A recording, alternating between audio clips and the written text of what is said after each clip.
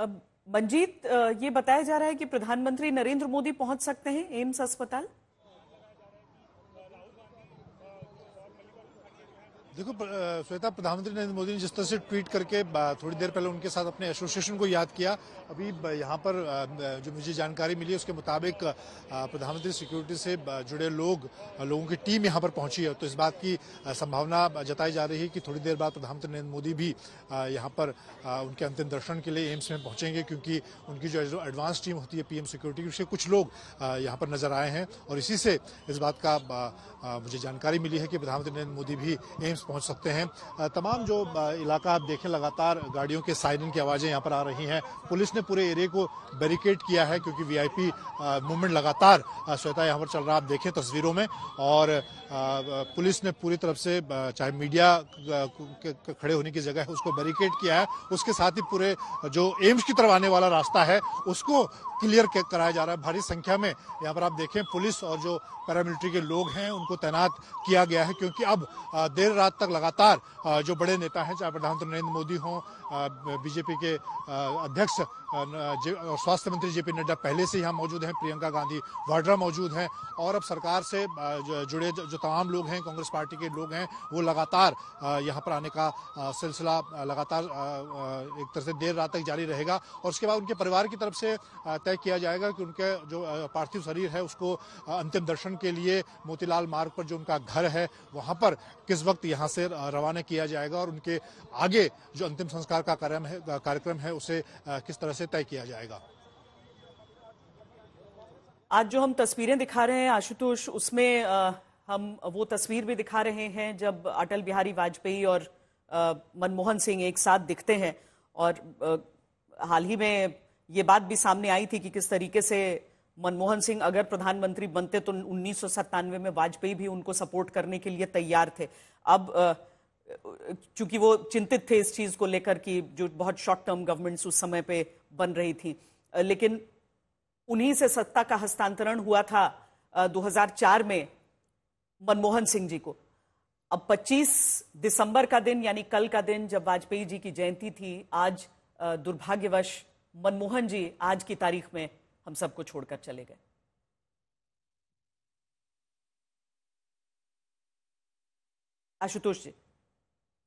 आशुतोष जी आपकी आवाज म्यूट है।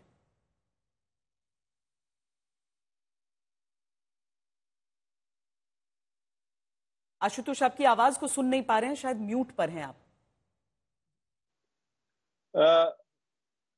श्वेता, मैं बहुत ही ईमानदारी के साथ कहना चाहता हूं कि मनमोहन सिंह की मृत्यु की खबर सुनने के बाद से वाकई में दिल बहुत एक तरीके से भारी हो गया। ऐसा बहुत कम होता है, क्योंकि हम सारे पत्रकार हैं और हम सारे लोगों को अपना काम करना होता है। लेकिन मनमोहन सिंह को मुझे नहीं लगता कि कोई मनमोहन सिंह का दुश्मन भी हो सकता है। राजनीति में जिस तरीके की राजनीति होती है, जिस तरीके से एक दूसरे को नीचे गिराने की कोशिशें की जाती हैं, पार्टी के अंदर भी उनके बहुत सारे ऐसे दुश्मन थे और लोगों को लगता था कि यार एक आदमी, एक आउटसाइडर जो ब्यूरोक्रेट थे, वो अचानक इतनी बड़ी कुर्सी पे बैठ जाते हैं। और ये देखिए इत्तेफाक की बात है, क्योंकि मनमोहन सिंह जब नरसिम्हा राव प्रधानमंत्री बने और देश की आर्थिक स्थिति हालत बहुत खराब थी, सोना गिरवी रखने की नौबत आ चुकी थी, तब मनमोहन सिंह पहले उनकी प्राथमिकता नहीं थे। जो पहली प्राथमिकता थे वो आईजी पटेल थे, और आईजी पटेल को दरअसल नरसिम्हा राव जो है वो वित्त मंत्री या फाइनेंस मिनिस्टर बनाना चाहते थे। लेकिन आईजी पटेल के पास संदेश गया, आईजी पटेल ने कहा कि नहीं, मैं अपनी रिटायर्ड जिंदगी में बहुत बहुत सुखी हूं, अब मुझे राजनीति में नहीं जाना, मुझे फाइनेंस मिनिस्ट्री नहीं बनी। तब उनके बाद आईजी पटेल ने ही सुझाया था कि मेरी जगह पे आप मनमोहन सिंह को आप वित्त मंत्री बनाइए। तो जब मनमोहन सिंह को उन्होंने ऑफर किया, मनमोहन सिंह आए, तो एक ही ब्रीफ नरसिम्हा राव ने मनमोहन सिंह को दिया था। उन्होंने कहा था, देखिए कि मैं राजनीतिक हूं, मैं राजनीति संभालूंगा। आशुतोष जी, मैं आपके पास लौट रही हूं। इस समय पवन खेड़ा हमारे साथ कांग्रेस प्रवक्ता जुड़ रहे हैं। पवन खेड़ा जी, कांग्रेस के सभी वरिष्ठ नेता बेलगावी से दिल्ली की ओर आ रहे हैं। यहाँ पर एक ऐसी सूचना आज सबको, पूरे देश को मिली जिसका अंदेशा किसी को नहीं था, और साल जाते जाते ये बेहद दुखद खबर, ये रिक्त स्थान छोड़ गया पूरे देश के लिए। जी बिल्कुल, हम सबके लिए ही नहीं पूरे देश के लिए दुखद है, क्योंकि एक ऐसे नेता की मृत्यु हुई है, ऐसी शख्सियत की मृत्यु हुई है जिन्होंने इस देश को, देश की अर्थव्यवस्था को, देश के स्वाभिमान को नई ऊंचाइयां दी थी।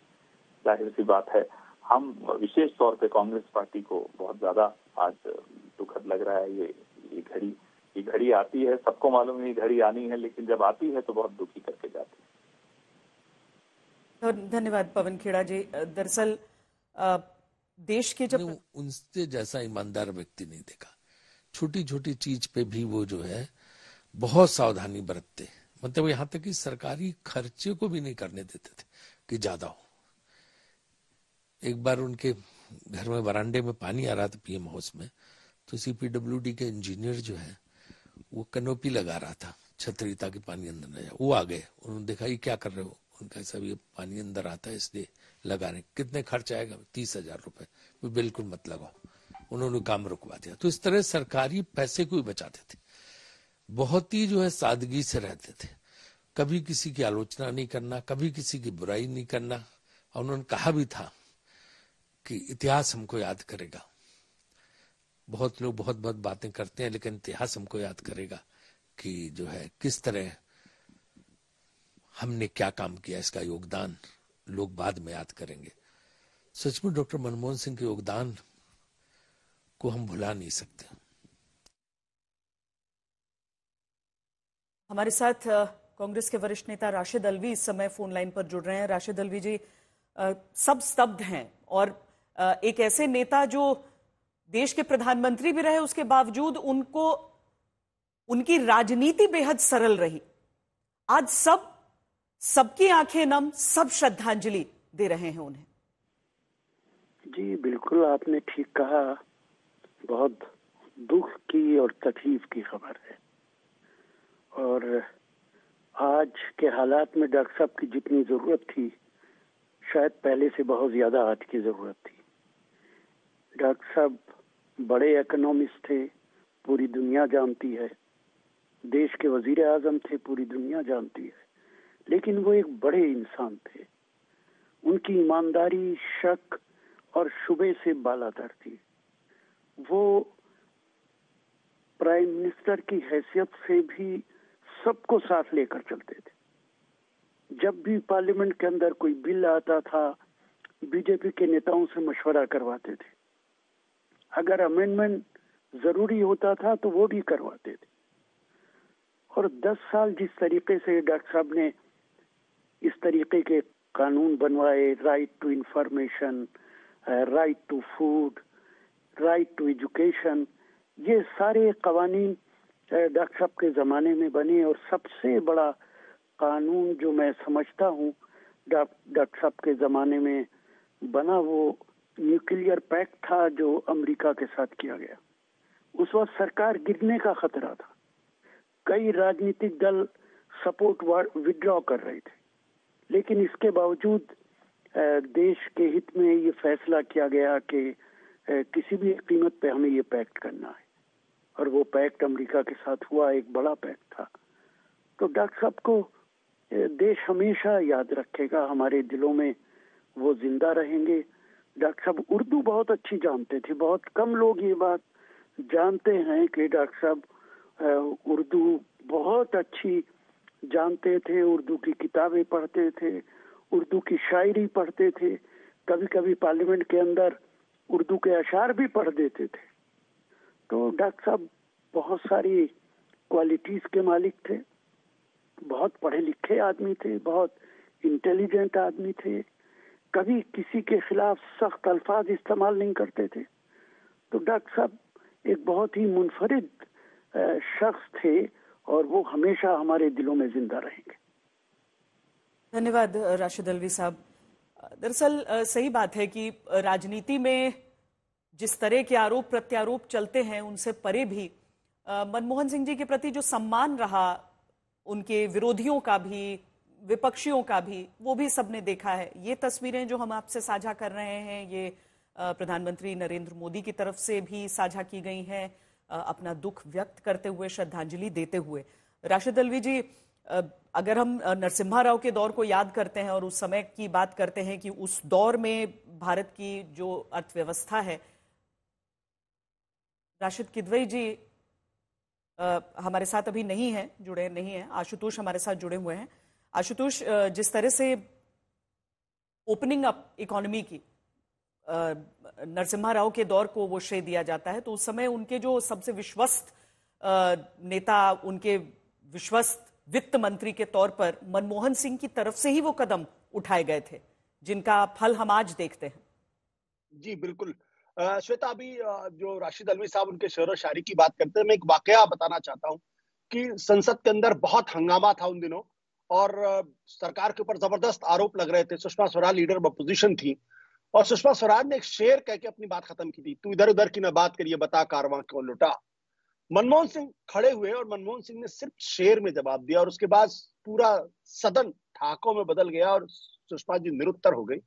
उन्होंने कहा, माना कि मैं तेरी दीद के नहीं काबिल, मेरा शौक देख, मेरा इंतजार देख।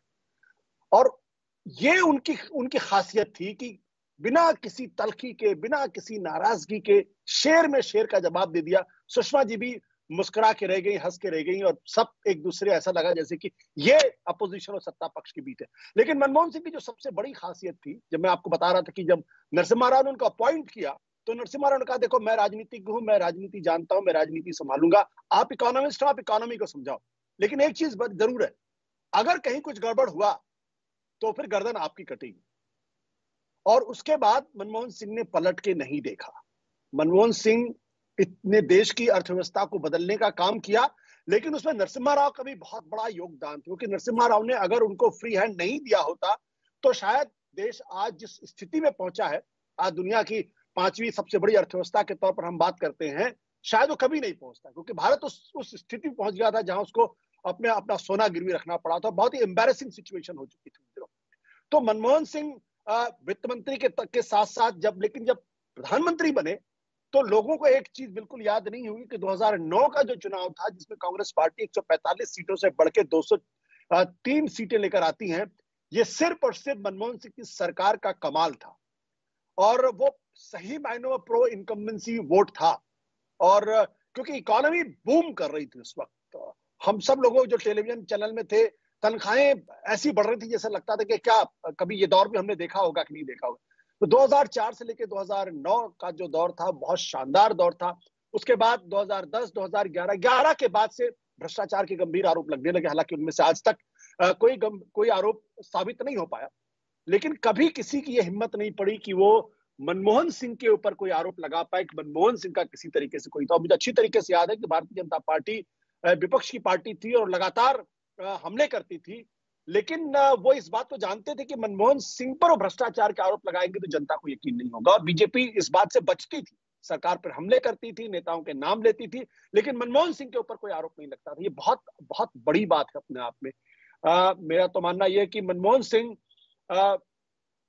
देश की अर्थव्यवस्था को और बहुत कुछ दे सकते थे, लेकिन उनका कार्यकाल 2 ही साल के लिए था, तो दो ही टर्म के लिए था, और 10 साल का कार्यकाल बहुत बेहतर हमारे ख्याल से कार्यकाल था और इतिहास में लंबे समय तक याद भी किया जाएगा। बहुत बुनियादी चीजें। एक और वाकया मैं आपको बताता हूं कि जब नए प्रधानमंत्री बने, शपथ ले रही थी, उनके कैबिनेट में प्रणब मुखर्जी भी थे, तो शुरू में मनमोहन सिंह प्रणब मुखर्जी को सर कह के बुलाते थे। उसका कारण यह था कि जब प्रणब मुखर्जी वित्त मंत्री थे तो उन दिनों मनमोहन सिंह आरबीआई के गवर्नर थे और उनको आरबीआई गवर्नर की नियुक्ति भी प्रणब मुखर्जी ने की थी, तो उनको वो हमेशा याद था कि वो मेरे सीनियर थे, मेरी नियुक्ति उन्होंने की थी। तो प्रणब मुखर्जी ने फिर उनसे एक दिन कहा कि आप मुझे सर मत बुलाया करिए, क्योंकि अब आपका ओहदा मुझसे बड़ा है। और तो ये रिश्ता भी था, प्रणब मुखर्जी और मनमोहन सिंह के बीच का भी रिश्ता था, और इस तरीके के शख्सियत वो थे। एक बार मंजीत के पास भी हम लिए चलते हैं आपको, जो एम्स के बाहर से लगातार हमें अपडेट्स दे रहे हैं। मंजीत, क्या कोई और जानकारी मिल पा रही है? क्या पूर्व प्रधानमंत्री मनमोहन सिंह जी की अंतिम संस्कार को लेकर कुछ बताया जा रहा है अभी तक? क्या कुछ और नेता अभी पहुंचे हैं या पहुंचने वाले हैं?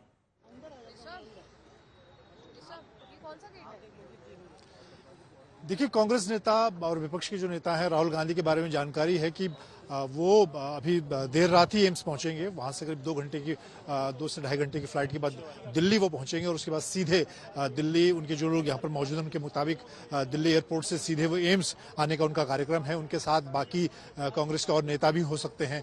इसके अलावा प्रधानमंत्री नरेंद्र मोदी का, जैसा मैंने पहले बताया कि उनकी सुरक्षा से जुड़े लोग यहाँ पर पहुंचे हैं, प्रधानमंत्री नरेंद्र मोदी के आने का भी कार्यक्रम है बताया जा रहा है। और अभी उम्मीदें की जा रही थी कि देर रात तक जो पूर्व प्रधानमंत्री डॉक्टर मनमोहन सिंह हैं उनका पार्थिव शरीर यहीं एम्स में रखा जाएगा। अभी जो बाकी एम्स की तरफ से बाकी कार्रवाई होनी है वो चल रही है। स्वास्थ्य मंत्री जेपी नड्डा अभी यहीं मौजूद हैं, प्रियंका गांधी वाड्रा मौजूद हैं और पुलिस ने तमाम उनकी तारीफ करते।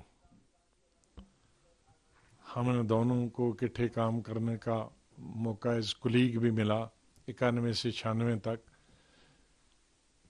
नरसिम्हा राव जी की गवर्नमेंट में हम दोनों कैबिनेट मिनिस्टर थे, वो फाइनेंस मिनिस्टर थे, मैं सिविल एविएशन टूरिज्म और पार्लियामेंट्री अफेयर्स मिनिस्टर था। तो बहुत ही अच्छे रिश्ते हमारे रहे आपस।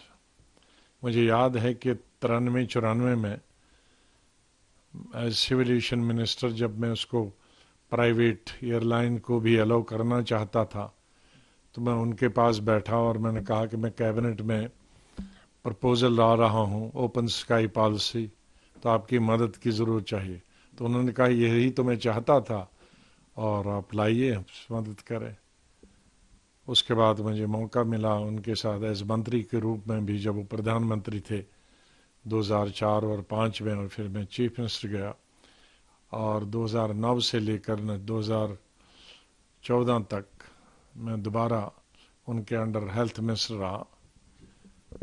एक नॉन इंटरफेयरिंग प्राइम मिनिस्टर, बहुत ही अच्छे प्राइम मिनिस्टर।